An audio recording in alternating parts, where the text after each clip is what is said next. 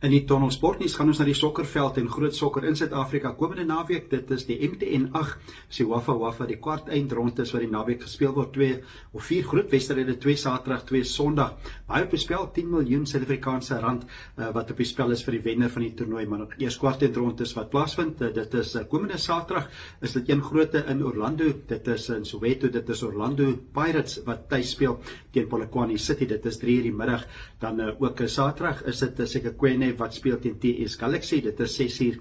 Nou 2 wedstryde Sondag, dit is Stellenbosch United, hulle speel tuis teen AmaZulu 3:00 en dan is dit 6:00 is dit Mamelodi Sundowns, een van die ander groot gunstelinge teen Richards Bay.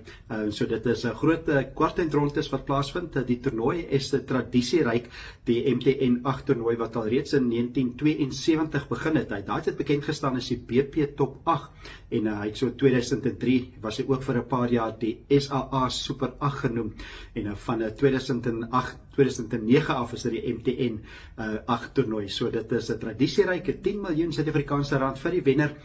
Van die groot gunstelinge is weer eens Orlando Pirates. Hulle het al 13 keer die titel gewen. En dit is die span wat die meeste keer gewen het, is Kaizer Chiefs. Hulle het al 15 keer van 1972 af het hulle die toernooi ingepalm of die titel ingepalm.